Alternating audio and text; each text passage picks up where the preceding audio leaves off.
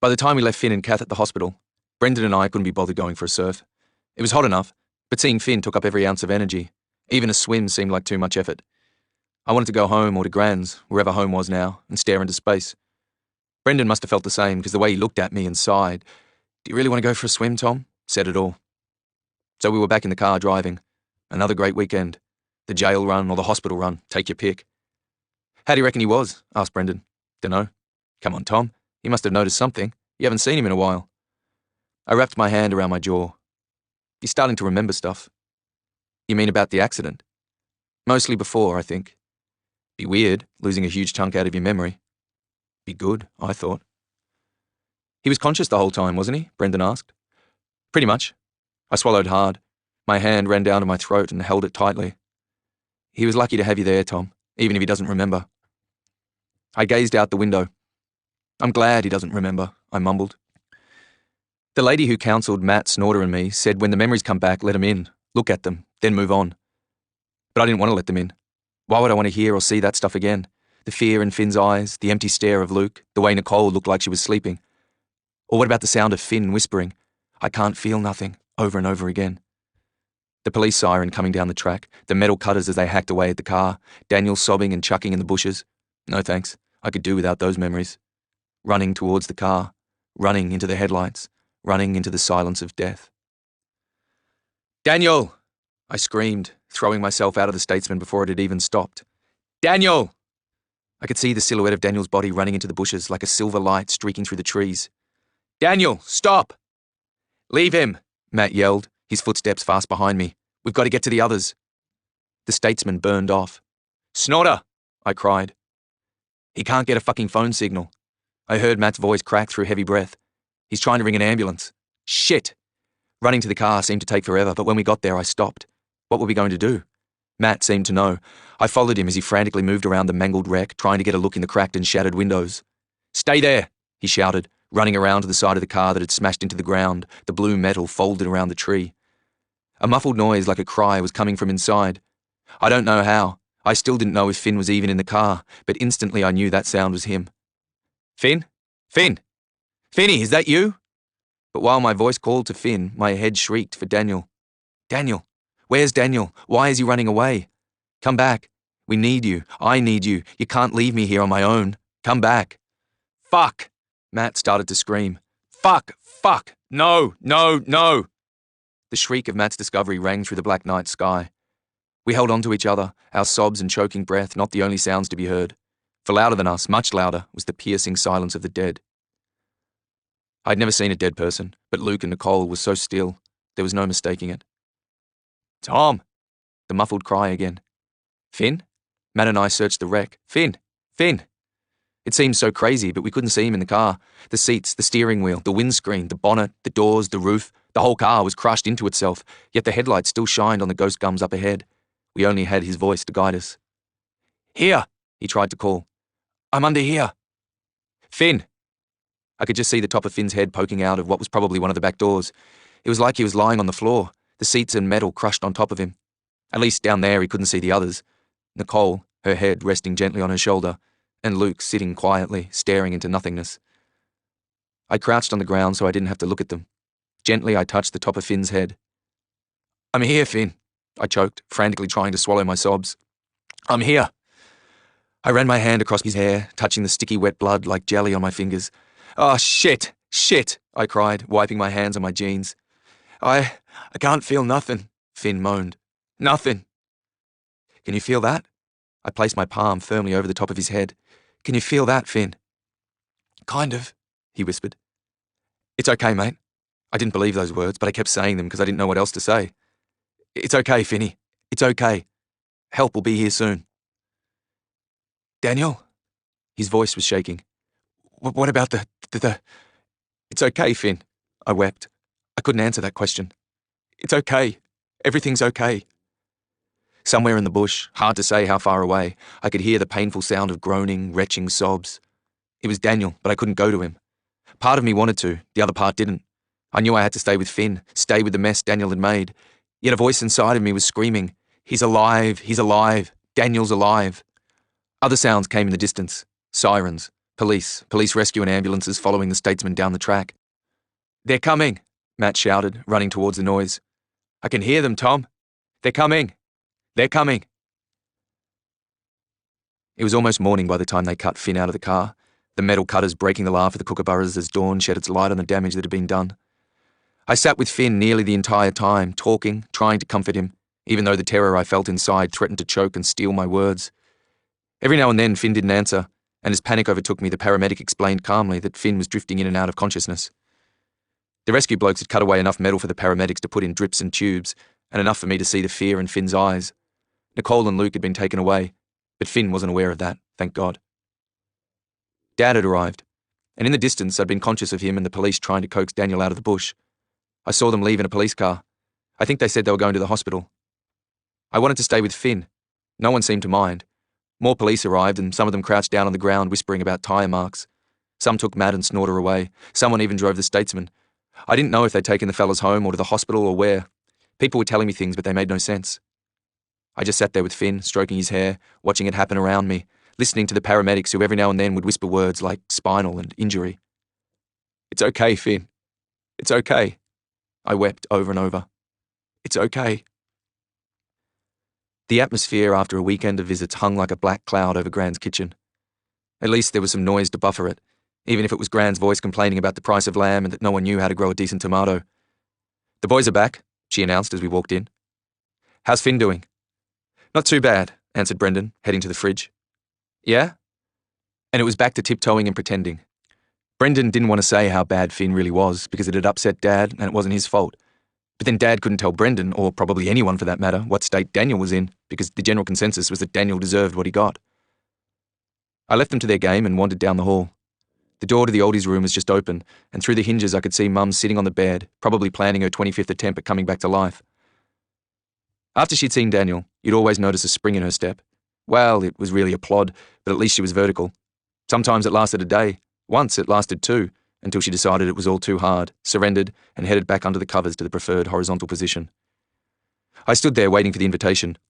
I couldn't just barge in yelling, "Hey, remember me? Tom, the middle one." Besides, I wasn't even sure she wanted to see me. She was so different these days, so fragile. She'd been a good mum, and it was torture seeing her like this. But I missed her. She looked over and saw me standing there. "Tom? Yeah? How was your day?" I stood there, watching her rub her eyes and rake her fingers through her hair that looked like it hadn't been brushed in weeks. "Why are you standing there?" Her voice was husky. "Dunno." "Come in and talk to me." I stepped into the doorway. Mum shuffled up the bed. "Come over here," she said, patting the mattress. "I've hardly seen you." Yeah, well, it's a bit hard to see anything when you're down the bottom of the bed, I wanted to say. But more than that, I wanted to be close to her, to hear her voice, smell her skin, and feel her hand smoothing my hair like when I was a kid. I climbed onto the bed. She didn't smell like Mum. It was more like an old person smell, stale and still. I breathed through my mouth. She reached out her hand and touched my cheek. Her fingertips were cold on my skin. "Let me look at you," she said. "I miss you." "Well, I've been here." "I know." Mum closed her eyes and bit her bottom lip. I'm just not doing so well." "How's Daniel?" She sighed, long and heavy. I wished I hadn't mentioned him. "He's very down," she swallowed. "They're thinking of moving him." "Where to?" "Somewhere." She pressed her cracked lips together. "Somewhere we can visit him more." "They're moving him from Wesley?" "Just to a different wing." I could smell the tiptoe game a mile off. "You're saying they want to keep a better eye on him, aren't you?" She nodded. "You've always been one step ahead. You and Kylie both have." "So what did I do wrong with my firstborn?" "Mum, don't. It was an accident." "Well, so they say. But I just can't help wondering sometimes." "Mum." I reached over and held her hand. She closed her eyes and the tiniest of tears slipped down her face. "Don't, Mum." "Daniel was behind the wheel," she whispered. "And he had no right to be." She was right. The knowledge made me want to tear my insides out. "Why?" I choked. "Why did he have to go and ruin everything?" "Please, Tom." She gripped my wrist firmly, and I knew I shouldn't have said those words. "Don't." Mum squeezed tighter. "Don't say that about him." Things weren't much better in Kylie's room. The music was bouncing off the walls and St. Rose of Lima looked like she was about to end up a shattered heap on the floor. I picked up the CD cover on her desk. "Audio slave," Kylie shouted. She was sitting on the floor staring in the mirror. She leant over and turned the music off. "I hate my hair," she said. "I hate my life." "I hate my life too," I said at first. "So?" Kylie moved over to the window and lit a ciggy. "When did you start smoking?" "I've been smoking for ages. You just haven't noticed," she said, blowing perfect white smoke rings out the window. "You want one?" "Nah." "Footy training?" she smirked. "Dad'll flip." "Dad already has flipped. Anyway, I don't care," she answered, even though she held the ciggy outside. "Do you think they cared when they dragged us here? Did we have a choice?" "You know what Becky said?" "Becky? When did you talk to Becky?" "Last night." Kylie stubbed out the ciggy and put the butt in a jar. "I rang her from Brianna's." Kylie opened a drawer, placed a jar of butts inside, and shoved a piece of gum in her mouth. "You want some?" I shook my head. "Brianna, that's the girl whose place you stayed at last night." "Duh, Tom. Genius." Kylie started brushing her hair. "Brianna said I can ring from her place anytime. She can't believe how Mum and Dad just got up and made us all move. She said she would have—" "Hang on," I butted in. "You told Brianna about everything, yes." And now we weren't playing tiptoe, and I wished we were. Shit. I sat on the bed and put my head in my hands. "Tom?" I heard myself groan. "No." "Tom, why did you have to go and do that, Kylie?" "Do what?" "Tell." "Look, Tom, some of us need to talk about it." "I don't." "No, you just go around with a black cloud hanging over you. I can't just shut down and... You don't even know this girl." "So?" "So, why tell her that stuff?" "Why not? I mean, hasn't anyone asked you why you've moved here?" "No," I suddenly shouted. "And if they did, I wouldn't tell them. It's none of their business. I don't feel the need to blab. All that crap, we did that back home with the counsellor. That was bad enough. How do you know you can trust her? I mean, she's my friend, Tom. Remember those things? Friends, huh? You don't even know her. Don't start preaching to me, Tom." She jumped off the bed. "Just because you're so paranoid. People are going to find out sooner or later." Our foreheads were almost locked together. "Don't you get that?" She pulled away and walked to the bedroom door. "Get out," she spat. "I don't want you in here. You're such a downer, and I don't need it." The talk at school amongst the blokes was rugby and who'd be selected for the firsts. It was so familiar it was weird. Everything else was different. The town, the school, the faces, and yet the talk was the same. I knew St. John's footy trials were next week too. Matt told me in an email. I still hadn't replied to his first one. There was no point. I didn't have anything worth saying. "Footy trials coming up," Rory told me as we walked to English. Rory was the man with the info. If I was interested in listening to him, I'd know everything by now. He was like the Bennies in Cog Hill crash course master. Thanks to him, I was getting acquainted with my new classmates. Simon Whelan was a sick perv. Sally Cross from my homeroom class had a tattoo of a butterfly on her ass, which her mother didn't know about. Mrs. Spielman, our English teacher, sold one of her kidneys to pay for her daughter's wedding. And Ben McNally, the quiet kid with the blinking problem from year 10, made a bomb threat to the post office last year. He made the front page of the local paper, but he never got caught. "I see your sister's teamed up with Brianna and her lot." "Yeah." I didn't want to say much. I wasn't sure what this Brianna chick was capable of. "I saw them hanging around Burger King on Friday night," Rory said. "I tell her to be careful of those girls." "Yeah?" Mrs. Spielman waited at the door as we filed into class. "How you doing, Mrs. Spielman?" Rory said, then whispered. "See, I told you, she doesn't look well, does she?" "What do you mean about Brianna and the others?" That was all I wanted to know. Mrs. Spielman looked perfectly healthy to me. "They're just a bit odd." "Odd?" "Troublemakers. Shit stirrers. You know, too big for themselves." I nodded. At least he hadn't included big-mouthed in the list. "Brianna's mum's from Melbourne. She used to be some hotshot lawyer." Rory leaned over onto my desk. "Apparently," he whispered, "she wanted to hide one of the Afghanis who worked at the abattoir in Arelin. You know Arelin?" I nodded, omitting to tell him I'd spent Saturday there. Well, his visa was about to run out and she was going to hide him so he didn't have to go back. "Rory," Mrs. Spielman barked, "sit up and stop distracting Thomas." "She doesn't look well," Rory muttered under his breath. At homeroom, Harvey made an official announcement about the footy trials while I stared out the window. "There'll be a note going out tomorrow," he explained. "Trials for grade teams will commence at 3:30 p.m. sharp on Tuesday of next week. Training will start 2 weeks after that." "When's the comp start?" Soup asked. "We'll have a few friendly games first. I think the Shield officially starts in April after the Easter break." "When will the games be, sir?" asked Jimmy Rogers, according to Rory, a freak runner. "Some after school, some on weekends, Jimmy. The old geographical inconvenience factor will determine that, but we'll know well in advance, I hope. Anyway, off you go. Home time." The shield Harvey had been talking about was the Wattle Shield. I had to fight hard not to get sucked into the black tunnel, so I concentrated on my folder, unclipping the pages, then reclipping them. Rory was hanging around my desk, talking away, but I wasn't listening. I couldn't because the darkness was getting closer, choking my breath and squeezing my brain. All I could do was watch my fingers, clipping and unclipping. Rory tapped my desk.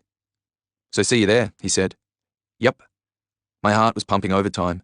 I could feel my forehead and underarms breaking into a sweat. I was going to have big wet patches like we used to stir Snorter about. Before I knew it, only Harvey and me were left in the classroom. He had his back to me, writing on the whiteboard. I closed my folder and was about to make my exit when he piped up. "Have a chat, Tom?" I opened my mouth to say no, but heard myself say, "Yes, sir." He turned around and leaned against the whiteboard. "How are you finding it?" "Okay, sir." "It's a big change for you." I nodded. "Tom, I know your family is very close and private, and I respect that," he said. "But if you want to talk at any—" "I'm fine, sir." I didn't want to sound rude, but he was right. We were close, and we were private.